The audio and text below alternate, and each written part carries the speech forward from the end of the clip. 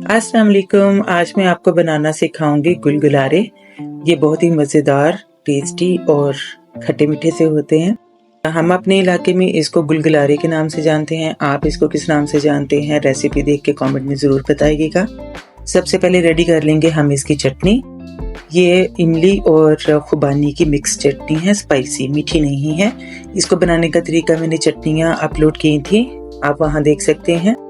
इसमें हम नमक और एक्स्ट्रा कुटी हुई मिर्च डालेंगे और इसमें डालेंगे हम पानी और सब्जियां। सब्जियों में मैंने ले ली है, सलाद है बेसिकली, तो मूली ली है, थोड़ी सी बंद गोभी है, खीरा है और प्याज डाला है। ये जो सलाद है वो कम या ज़्यादा आप अपनी चॉइस के मुताबिक ले सकते हैं।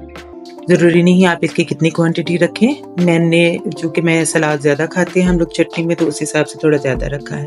अब इसमें आप तकरीबन 4 कप डालेंगे पानी और 3 से 4 मिनट के लिए इसको पकाएंगे ताकि अच्छी तरह से बॉयल आ जाए और सब्जियां थोड़ी सी नरम हो जाएं ताकि वो अपना रस इसमें छोड़ दें। अब हम बनाएंगे गुलगुलारे। मैंने तकरीबन 15 से 20 घंटे के लिए इस दाल को भिगो के रखा और इसमें जाएंगे सादा से खड़े मसाले, जिसमें है जीरा दोनों तरह का, सफ़ेद और काला, और थोड़ी सी अजवाइन नमक के साथ। अब हम इन तमाम चीज़ों को मिक्स कर लेंगे। दाल को अच्छी तरह से ड्रेन आउट कर लें। मसाले और आधी दाल इसमें डाल दें और अच्छी तरह से ब्लेंड कर लें। आपने ब्लेंड करने में अगर देखें कि ये अच्छी तरह से मिक्स नहीं हो रही तो 1-1 टेबल स्पून करके पानी का डाल सकते हैं। मैंने एक टाइम पे तकरीबन 3 टेबल स्पून पानी यूज़ किया था।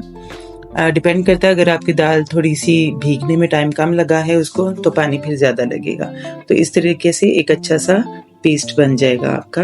थोड़ा सा लाइट सा इसके अंदर आपको दाना सा महसूस होगा, लेकिन वो बहुत बहुत माइनर होगा। तो इस तरह से आप अपनी तमाम दाल तैयार कर ली। मेरे 2 बैचेस में दाल तैयार हो गई है।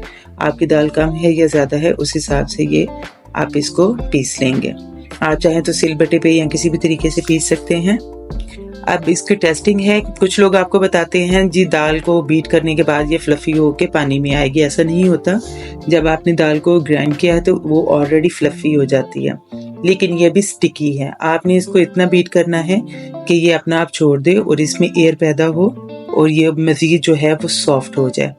तो मैंने 15 मिनट के लिए हाथों से इसको मिक्स किया है। आप बीटर का इस्तेमाल भी कर सकते हैं। थोड़े थोड़े हाथ गीले करते जाएं और इसको अच्छी तरह से मिक्स करते जाएं। अगर ये अमल किए बगैर आप इसको फ्राई करेंगे तो ये सख्त रह जाएंगे अंदर से और इतने सॉफ्ट नहीं बनेंगे। पहले आपने हाथों से इसको मसला है, जैसे आप किसी बीटर में करते हैं, और इसके बाद आप इसको पटकेंगे इस तरह से, उठा के इसको बाउल के अंदर मारेंगे ताकि एयर मजीद पैदा हो। अब इससे क्या होगा कि ये आपके हाथों से अलग होना शुरू हो जाएगा और इसकी जो स्टिकनेस है, जो गुई और ग्लूई सा इसका टेक्सचर था, वो आहिस्ता आहिस्ता ख़त्म हो जाएगा और ये अपना आप छोड़ देगा। आप इसको 10 से 15 मिनट मज़ीद इस तरीके से करेंगे और करने के बाद जो है आप इसको आधे घंटे के लिए ढक के रख देंगे। मैंने इसमें किसी भी किस्म का सोडा इस्तेमाल नहीं किया है। अगर आपके पास वक्त कम है और आप इस तरह से नहीं कर सकते और आपके पास टाइम शॉर्ट है, तो तब आप थोड़ा सा चुटकी भर सोडा डालते ही आप इसको ज़्यादा देर तक मत छोड़िएगा। 5 मिनट छोड़ें और इसको फ्राई करना शुरू कर दें। लेकिन जितना अच्छा टेक्सचर इस तरह से आएगा, आप देख सकते हैं ये बहुत अच्छा सा पेड़ा बन के फ्लफी हो जाएगा और हाथों में भी नहीं चिपकेगा। तो ये इस तरह से हमने टेस्ट कर लेना है। तो इसका मतलब ये हमारे रेडी हैं बनाने के लिए।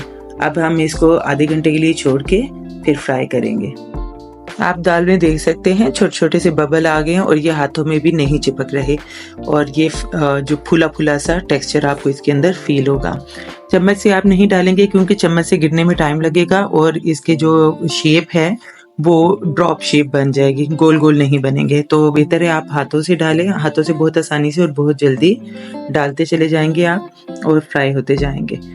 और आप इनको इतना डालें और डालने के फ़ौरन बाद जो है वो आपने इनको नहीं हिलाना, ये खुद ही जो है वो पलटना शुरू हो जाएंगे। ये इतने लाइट होते हैं, तो हल्के हल्के हाथों से जब हाफ फ्राई हो जाएं, आधी हिस्सा इनका फ्राई हो जाए तो फिर पलटें और दूसरी साइड से भी पकाएं। पकाते वक्त आपने हीट बहुत ज़्यादा नहीं रखनी है, मीडियम से थोड़ी सी कम और लो से थोड़ी सी ज़्यादा रखेंगे और इस तरह से फ्लफी से गुलगुलारे आपकी रेडी हैं। Enjoy with chutney. Hope you like it.